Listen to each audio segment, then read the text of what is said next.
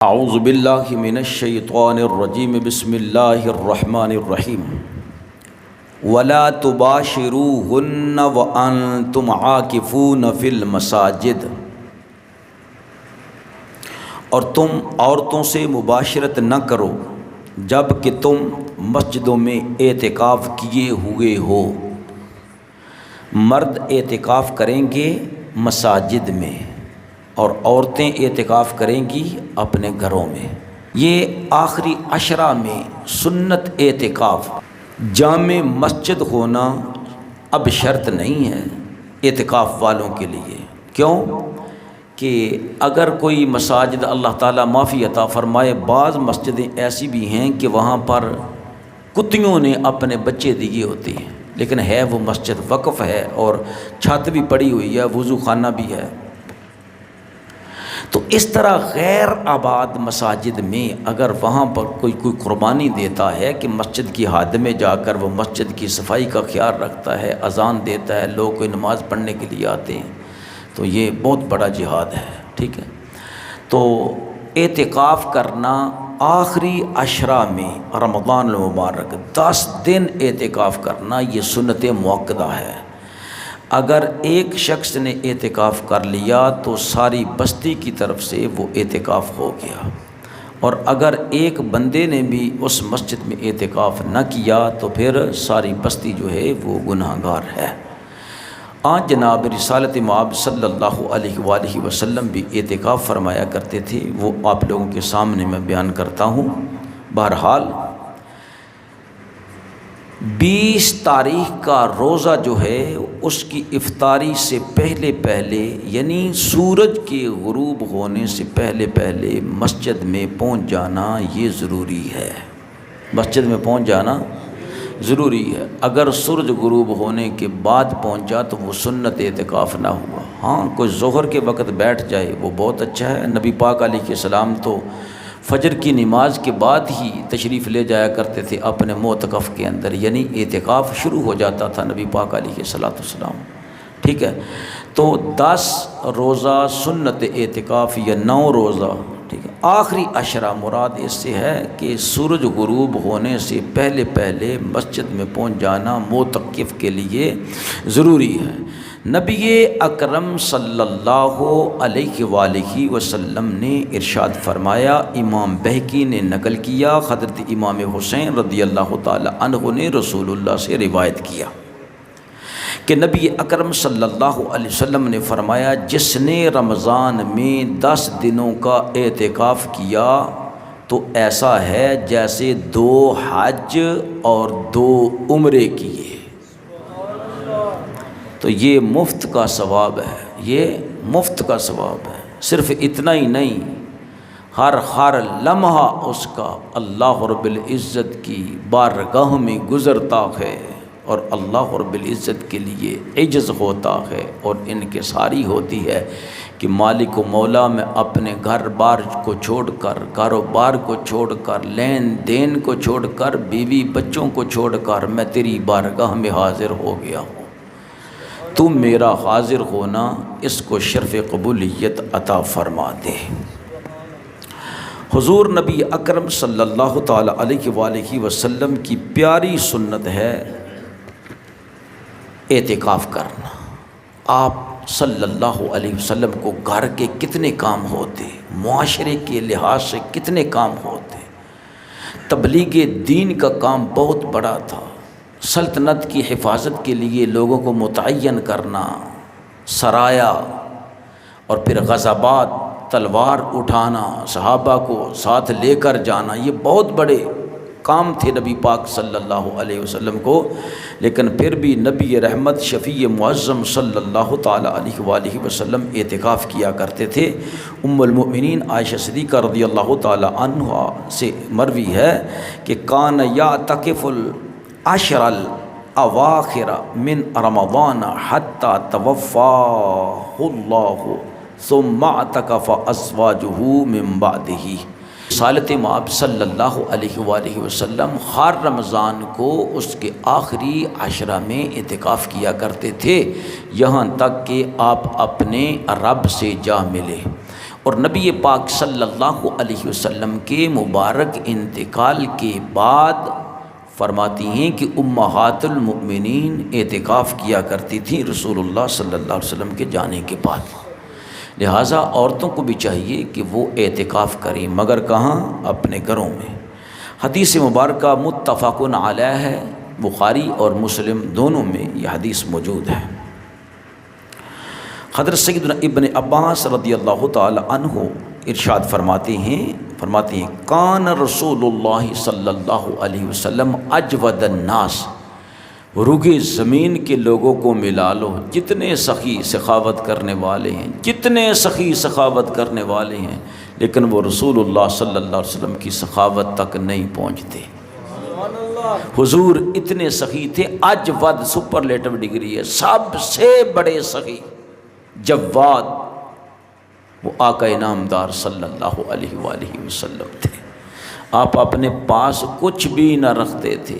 ما یکون فی رمضان، رمضان کے اندر نبی پاک علیہ الصلوۃ والسلام بہت زیادہ سخاوت فرمایا کرتے۔ کان جبریل یلقاہ کل لیلۃ فی رمضان، رمضان کی ہر رات کو جبریل علیہ الصلوۃ والسلام اپنے دوست محمد رسول اللہ صلی اللہ علیہ وسلم کے پاس آ جایا کرتے تھے، حضور سے ملاقات کرتے ہر رات کو۔ یعرض علیہ النبی صلی اللہ علیہ وآلہ وسلم القرآن، حضور صلی اللہ علیہ وآلہ وسلم جبریل کو قرآن سنایا کرتے تھے، جبریل کو قرآن سنایا کرتے تھے۔ آپ صلی اللہ علیہ وسلم دور کیا کرتے تھے جبریل علیہ السلام سے۔ کان اجود بالخیر من الریح المرسلہ، جب جبریل آتے رسول اللہ کو اس حال میں پاتے کہ سخت طوفان اور آندھی جس طرح ہے نا، اس طرح رسول اللہ صلی اللہ علیہ وسلم سخاوت فرما رہے ہوتے تھے رمضان المبارک کے مہینے میں۔ کس مہینے میں؟ رمضان المبارک کے مہینے میں۔ اس کو بھی امام بخاری نے اور امام مسلم نے نقل کیا ہے۔ حضرت سیدنا ابو ہریرہ رضی اللہ تعالی عنہ فرماتی ہیں کہ کان یورد علی النبی صلی اللہ علیہ وآلہ وسلم القرآن کل عام مرتن، سرکار علیہ الصلاۃ والسلام کے سامنے ہر سال میں ایک مرتبہ قرآن پاک پڑھا جاتا تھا۔ فَأُورِدَ عَلَيْهِ مَرَّتَيْنِ فِي الْعَامِ الَّذِي قُبِضَ، اور نبی پاک صلی اللہ علیہ وسلم جس سال اپنے رفیق اعلیٰ سے ملے، یعنی انتقال والے سال، تو اس سال قرآن کریم کا دور 2 مرتبہ ہوا تھا۔ کتنی مرتبہ؟ ہر سال میں دور کرتے رسول اللہ جبریل کے ساتھ ایک قرآن پاک ختم فرماتے، اور جس سال رسول اللہ نے انتقال فرمانا تھا اس سال اللہ کے رسول نے 2 مرتبہ دور فرمایا قرآن کا جبریل علیہ السلام کے ساتھ۔ اور فرماتے ہیں کہ وَقَانَ يَعْتَكِفُ كُلَّ عَامٍ عَشْرًا، حضور اکرم صلی اللہ علیہ وآلہ وسلم ہر رمضان میں 10 راتوں کا اور دنوں کا اعتکاف فرمایا کرتے تھے، آخری عشرہ کا۔ فَاعْتَكَفَ 20 فِي الْعَامِ الَّذِي قُبِضَ، اور جس سال رسول اللہ نے اپنے رفیق اعلیٰ سے ملنا تھا، انتقال فرمانا تھا، اس سال اللہ کے رسول نے رمضان میں 20 دنوں کا اعتکاف فرمایا۔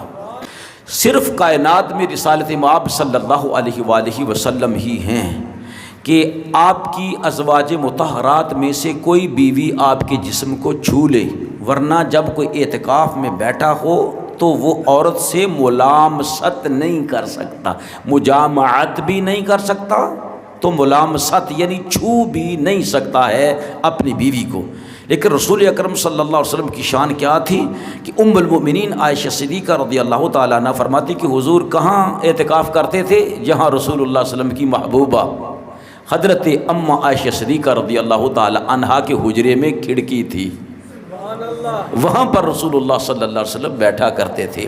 اور نبی پاک علیہ الصلوۃ والسلام عائشہ صدیقہ رضی اللہ تعالیٰ عنہ سے فرماتے، عائشہ چباؤ ذرا اس کو، مسواک کو۔ جب وہ چباتی تو آپ اس مسواک کو چباتے اور عرض کرتے، یا اللہ میرے تھوک کو اور عائشہ کے تھوک کو ایک کر دے۔ اور ام المومنین رضی اللہ تعالیٰ فرماتی ہیں کہ میں تمہیں بتاتی ہوں کہ رسول اللہ صلی اللہ علیہ وسلم مجھے فرماتے پانی پیو، تو میں پیالے میں سے جہاں پر سے منہ لگا کر پانی پیتی، میں دیکھتی کہ اللہ کے رسول پیالے کو پھیرتے اور وہیں پر سے اسی مقام پر سے منہ لگا کر پانی پیتے جہاں پر سے میں پی رہی ہوتی تھی۔ یہ رسول اللہ صلی اللہ علیہ وسلم نے اسوہ سکھایا ہے لوگوں کو۔ عائشہ صدیقہ رضی اللہ تعالیٰ عنہ فرماتی ہیں اذا اعتکف ادنا الی رأسہ وہو فی المسجد، جب اللہ کے رسول صلی اللہ علیہ وآلہ وسلم ادھر اعتکاف فرماتے تو اعتکاف کی حالت میں رسول اللہ صلی اللہ علیہ وسلم کی قدم مبارک تو زمین میں ہوتے لیکن سر مبارک میرے حجرے میں ہوتا،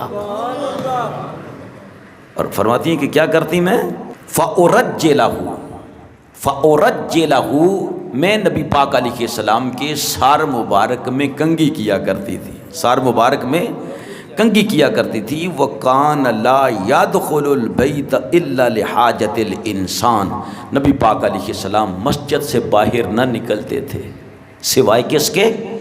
اپنی حاجت، جو انسان کی حاجت ہے نا صرف اسے پورا کرنے کے لیے مسجد سے باہر نکلتے تھے، یا گھر آنا، کسی کا گھر قریب ہے، واش روم وہاں بنے ہوئے ہیں تو وہاں جائیں۔ اب تو مساجد میں بن گئے ہیں نا، پہلے نہیں ہوا کرتے تھے، ٹھیک ہے، لوگ گھروں سے وضو کر کے آتے تھے، تو نبی پاک علیہ السلام قضائے حاجت کے لیے گھر آتے، اس کے علاوہ سرکار گھر نہیں آتے۔ یہی میں ایک مولوی صاحب سے کہا تھا، وہ کہتا تھا کہ جی ہم تو نہلاتے ہیں جی، غسل کرواتے ہیں سبھی اعتکاف والوں کو۔ میں نے کہا نہیں، اللہ کا خوف کھاؤ،